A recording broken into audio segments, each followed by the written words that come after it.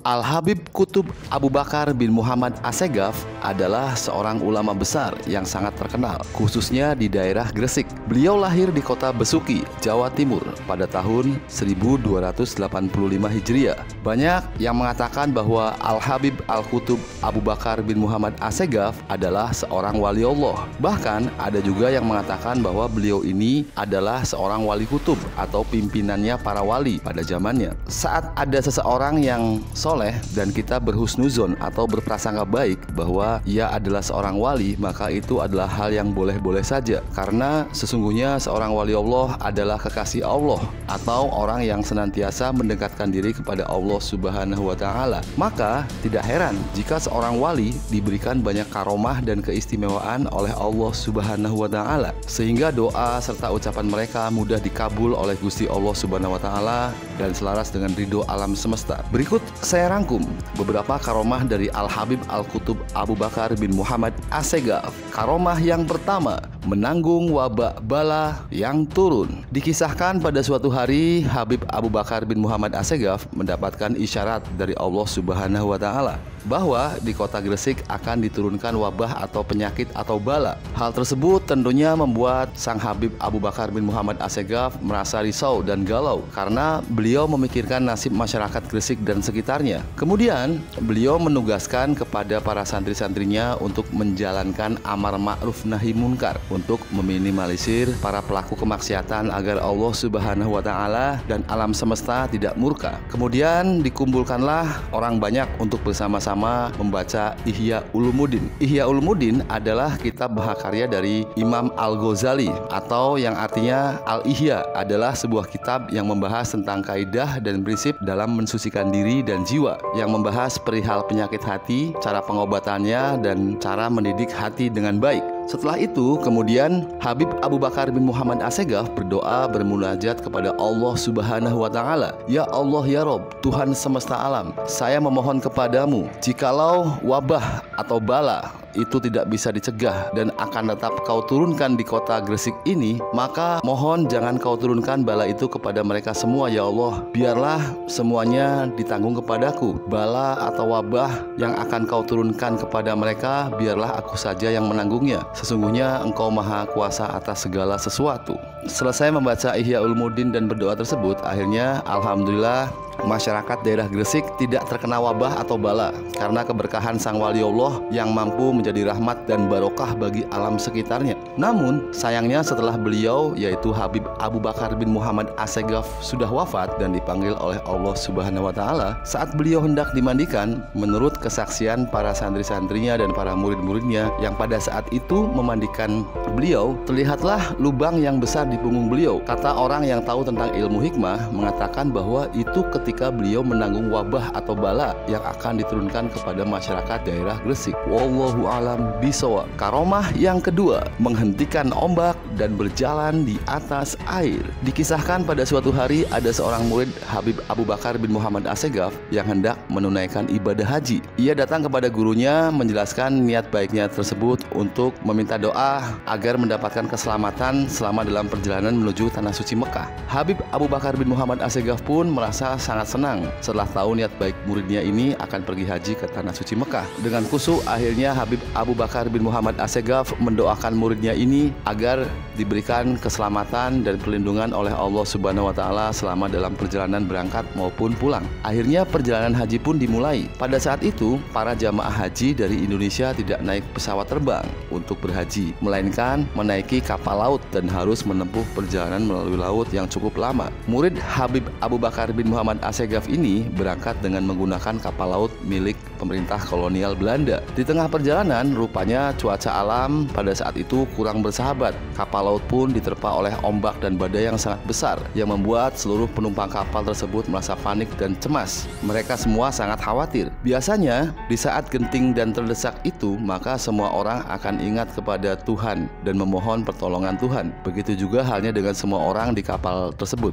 termasuk sang kapten kapal laut yang merupakan merupakan orang Belanda. Akhirnya kapten kapal laut tersebut meminta semua orang yang ada di kapal itu untuk berdoa, meminta bantuan perlindungan kepada Tuhan mereka masing-masing sesuai dengan agama dan kepercayaan mereka masing-masing. Kemudian sang kapten itu akhirnya menunjuk murid Habib Abu Bakar bin Muhammad Assegaf untuk memimpin doa agar diberikan perlindungan dan keselamatan oleh Tuhan. Kemudian mulailah murid Habib Abu Bakar bin Muhammad Assegaf itu memimpin doa bersama di atas kapal. Dimulai dengan bertawasul kepada orang soleh, termasuk juga bertawasul dengan keberkahan waliullah Habib Abu Bakar bin Muhammad Assegaf. Semoga Gusti Allah melindungi kapal ini dari terpaan ombak badai. Kemudian keajaiban pun akhirnya terjadi. Tiba-tiba muncullah Habib Abu Bakar bin Muhammad Assegaf dari dalam laut, lengkap dengan imamah beliau dan juga sorbannya. Kemudian Habib Abu Bakar bin Muhammad Assegaf itu berjalan di atas air, lalu mengusap kapal itu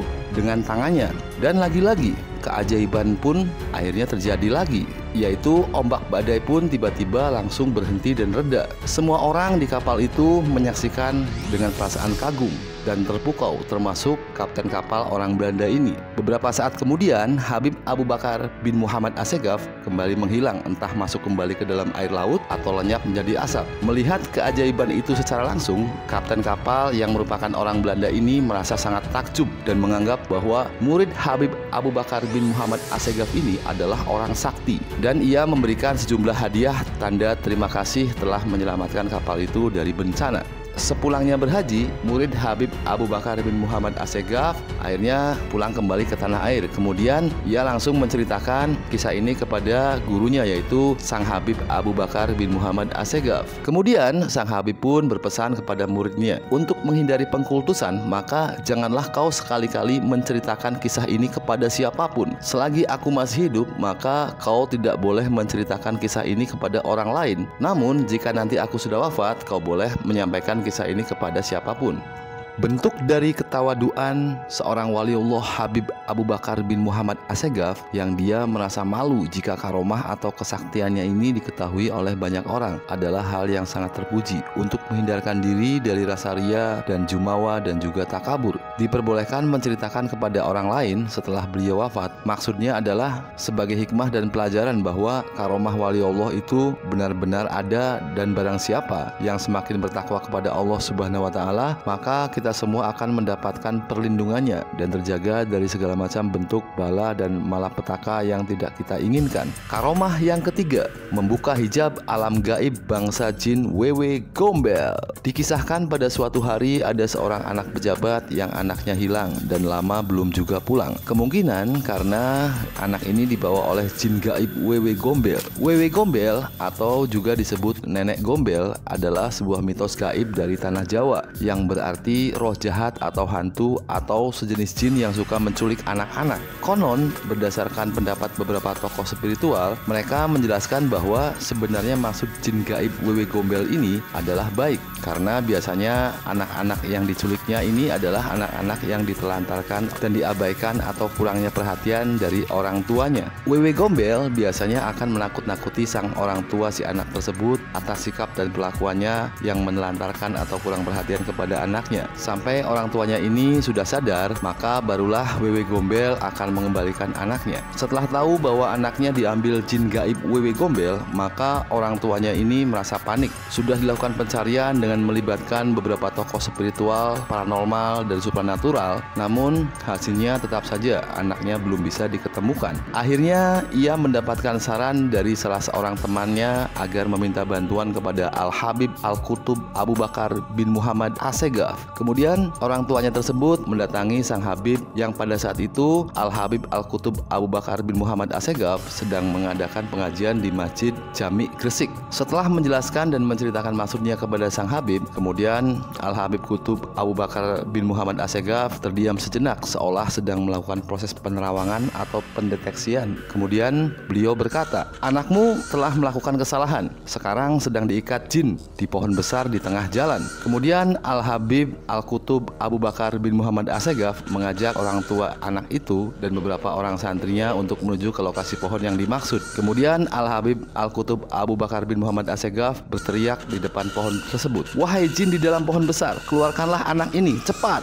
Kemudian keajaiban pun benar-benar terjadi. Dari dalam pohon itu tiba-tiba terlihat dengan jelas seorang anak yang sedang dirantai, dengan sebelahnya terlihat panas bara api. Semua orang yang hadir pada saat itu melihat dengan mata kepala mereka sendiri kejadian itu dan merasa sangat kagum, namun juga bercampur perasaan takut. Bagaimana tidak, hijab alam jin siang-siang bolong bisa ditampakkan di dalam dunia nyata manusia oleh Al-Habib Al-Qutub Abu Bakar bin Muhammad As-Segaf. Kemudian jin di pohon itu berkata, "Iya Habib, karena kemuliaanmu maka anak ini akan aku lepaskan sekarang." Melihat dan mengukur ketinggian ilmu wali Allah Al-Habib Abu Bakar bin Muhammad As-Segaf, sepertinya bangsa jin gaib ini enggan berurusan dengan beliau, jadi menyerah tanpa syarat atau tanpa perlawanan. Saat sekarang pohon itu sudah ditebang untuk jalur ke bawah arah makam Syekh Maulana Malik Ibrahim atau Kanjeng Sunan Gresik. Karomah yang keempat, daging kambing yang tidak bisa terbakar api. Ketika saat menjelang akhir hayat usia beliau, Habib Abu Bakar bin Muhammad As-Segaf melakukan puasa selama 15 hari. Dan setelah itu beliau pun menghadap keharibaan ilahi. Beliau wafat pada tahun 1376 Hijriah pada usia 91 tahun.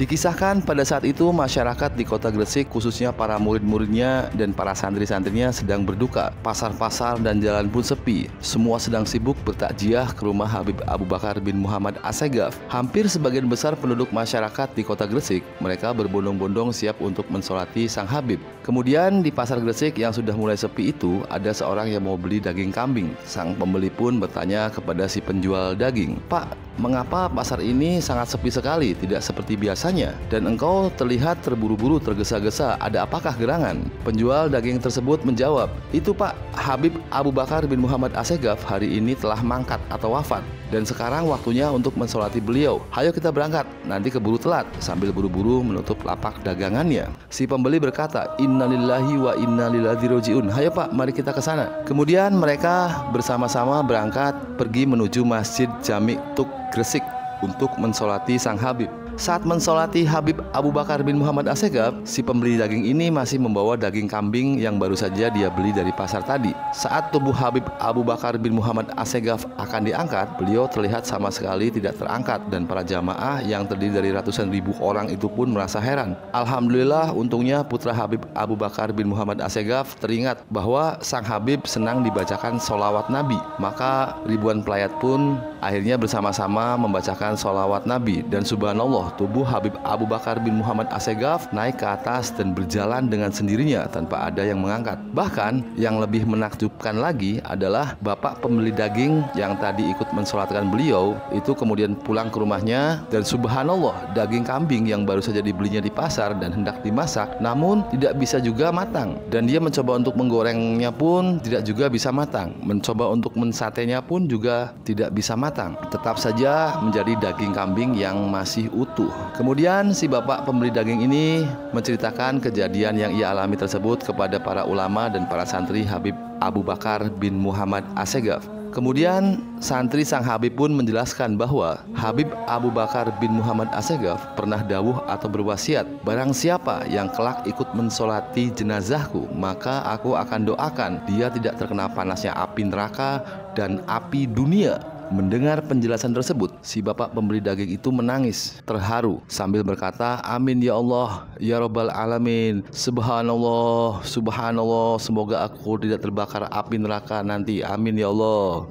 Karomah yang kelima, doa yang 70 kali lebih mustajab. Dikisahkan pada suatu hari, datanglah seorang anak muda dari luar negeri, yaitu dari Singapura, untuk sowan atau bersilaturahmi menemui Habib Abu Bakar bin Muhammad As-Segaf. Kemudian saat bertemu dengan sang Habib, pemuda itu berkata, "Wahai Habib, saya sudah banyak mendengar tentang berbagai macam kisah tentang karomahmu. Engkau adalah wali Allah. Setiap doa yang engkau panjatkan pasti akan mustajab dan langsung dikabulkan oleh Allah Subhanahu wa Ta'ala. Maka tolonglah mintakan kepada Allah agar semua hajat-hajat dan keinginanku bisa dikabulkan oleh Allah Subhanahu wa Ta'ala." Kemudian Habib Abu Bakar bin Muhammad As-Segaf bertanya balik kepada pemuda tersebut, "Wahai anak muda, apakah kedua orang tuamu masih ada?" Kemudian anak muda itu menjawab, "Masih ada ya Habib." Kemudian sang Habib berkata lagi, "Wahai anak muda, ketahuilah bahwa doa kedua orang tuamu lebih afdol 70 kali lipat daripada doa orang seperti saya." Kemudian sang Habib Abu Bakar bin Muhammad Assegaf pun menyuruh pemuda tersebut menyenangkan hati orang tuanya dan meminta doa dan ridho kepada kedua orang tuanya. Berdasarkan penjelasan dari Waliullah Habib Abu Bakar bin Muhammad Assegaf, ternyata doa orang tua itu lebih afdol 70 kali lipat daripada doa waliullah, bahkan seorang wali kutub sekalipun. Sesungguhnya doa kedua orang tua itu tanpa penghalang atau tanpa hijab. Maka tidak ada salahnya Bang Haji Roma Irama mengatakan bahwa keramat yang lebih keramat dari berbagai macam tempat-tempat keramat atau benda-benda yang dikeramatkan adalah ibumu dan doa orang tuamu. Saat orang tua sudah berdoa dengan tulus untuk anaknya, maka ridhonya lebih makbul 70 kali lipat daripada doa para waliullah. Dan salah satu cara agar kita mendapatkan ridho dari kedua orang tua kita adalah dengan cara kita berbakti kepada kedua orang tua, dan janganlah kita sekali-kali mengecewakan beliau, karena sesungguhnya doa yang baik ataupun doa yang buruk yang berupa kutukan sekalipun, orang tua kepada anaknya niscaya Allah akan mengabulkannya. Karomah yang keenam, mampu bertapa dan berkholwat selama 15 tahun. Salah satu anugerah ilmu laduni atau sifat kewalian yang sudah ditandai oleh Habib Abu Bakar bin Muhammad Assegaf sejak kecil adalah beliau mempunyai daya ingat yang sangat luar biasa. Beliau bisa mengingat dengan detail segala macam kejadian sejak usia 3 tahun. Dikisahkan pada suatu hari saat Habib Abu Bakar bin Muhammad Assegaf sedang mendengarkan khotib sholat Jumat, tiba-tiba beliau mendapatkan ilapat atau isyarat untuk berkholwat atau mengasingkan diri atau bertapa atau bertafakur beribadah kepada Allah Subhanahu wa Ta'ala. Sepulang dari sholat Jumat, beliau langsung berkholwat dan tidak mau menemui orang dan juga tidak mau ditemui oleh orang lain dalam waktu yang sangat lama, yaitu 15 tahun, hingga akhirnya beliau mendapatkan isyarat dari Allah Subhanahu wa Ta'ala untuk keluar dari semedi atau dari bertapanya atau dari berkholwatnya dan kembali berinteraksi dengan manusia sekitar. Pada saat menjelang keluar dari berkholwat atau bersemedinya, disambut oleh gurunya yaitu Habib Muhammad bin Idrus Al-Habsyi sambil berkata, "Aku telah berdoa, memohon dan bertawajuh kepada Allah Subhanahu wa Ta'ala selama 3 hari 3 malam untuk mengeluarkan Abu Bakar bin Muhammad Assegaf." Kemudian beliau mengajak muridnya tersebut untuk berziarah ke makam seorang waliullah yang masyhur pada kala itu, yaitu Al-Habib Alwi bin Muhammad Hashim radhiyallahu anhu. Dari sinilah menjadi titik awal dan cikal bakal dari kewalian sang Habib Abu Bakar bin Muhammad Assegaf. Kisah tirakat atau bertapa sebagai proses penyempurnaan menjadi seorang wali atau kisah berkholwatnya sang Habib Abu Bakar bin Muhammad Assegaf yang dijalaninya selama 15 tahun ini mengingatkan kita pada kisah wali Allah yang sangat masyhur di tanah Jawa, yaitu salah satu dari Wali Songo, yaitu Raden Sahid atau Wong Agung Penak atau Branda Lokajaya atau Kanjeng Sunan Kalijaga. Sebelum beliau menjadi wali Allah, beliau harus bertapa bertahun-tahun di pinggir kali. Kemudian saat gurunya yaitu Kanjeng Sunan Bonang mendatanginya untuk menyelesaikan tapanya dan mengangkatnya menjadi wali Allah yang bergelar Kanjeng Sunan Kalijaga. Yang mungkin menjadi pertanyaan adalah bagaimana cara makan dan minumnya seorang wali Allah seperti Habib Abu Bakar Muhammad Assegaf atau Kanjeng Sunan Kalijaga saat bertapa atau berkholwat. Bagaimana juga cara mereka sholat dan lain sebagainya. Namun yang jelas kita hanya bisa berhusnuzon mereka adalah seorang wali Allah, seorang wali yang insya Allah akan tetap menjalankan syariat dan kewajibannya sebagai seorang muslim yang sangat taat. Hanya Allah yang maha tahu. Karomah yang ketujuh, diperlihatkan gambaran surga. Dikisahkan Habib Abu Bakar bin Muhammad Assegaf mempunyai seorang murid dari kota Malang yang bernama Al-Muhaddis Al-Haber Al-Habib Abdul Qadir bin Ahmad Bilfagih. Ketika hendak pulang ke kota Malang, beliau dipesankan oleh sang guru agar membawa anaknya jika hendak kembali ke Gresik untuk menimba ilmu. Beberapa hari kemudian, Al-Habib Abdul Qadir Bilfagih dan anaknya pergi ke Gresik untuk belajar dan menimba ilmu tentang agama Islam. Ketika sudah sampai di rumah Habib Abu Bakar bin Muhammad Assegaf, ia memperkenalkan anaknya tersebut yang bernama Abdullah bin Abdul Qadir Bilfagih kepada sang Habib selaku gurunya. Kemudian anak tersebut ditanya oleh Habib Abu Bakar bin Muhammad Assegaf, "Maukah engkau kutunjukkan alam surga beserta isinya? Dikarenakan hatimu yang masih bersih ini, dan lihatlah ke atas langit itu." Ketika sang anak yaitu Al-Habib Abdullah Bilfagih melihat karomah beliau dengan izin Allah Subhanahu wa Ta'ala, maka surga kelihatan dengan mata secara zohir dan dengan kasat mata. Tapi seketika itu Al-Habib Abdullah langsung jatuh pingsan karena tak tahan untuk melihatnya. Seorang anak kecil yang hatinya masih bersih dan masih polos kadangkala bisa melihat tabir alam gaib. Bahkan seringkali kita mendengar tentang kisah-kisah bahwa anak kecil mampu melihat keberadaan bangsa jin atau bahkan malaikat sekalipun. Wallahu a'lam bishawab. Kisah-kisah dari karomah waliullah yang sangat luar biasa adalah salah satu tanda-tanda kebenaran agama Islam. Dan dengan kita mengenang tentang kisah-kisah ketauladanan para waliullah dan senantiasa bertawasul dengan membawa nama-nama para waliullah yang mereka merupakan orang-orang yang soleh yang menjadi kekasih Allah, maka insya Allah segala macam bentuk hajat dan keinginan kita semakin mudah untuk bisa diijabah dan dikabulkan oleh Allah Subhanahu wa Ta'ala. Karena sesungguhnya karomah waliullah tidak pernah putus kendati sang wali tersebut telah wafat.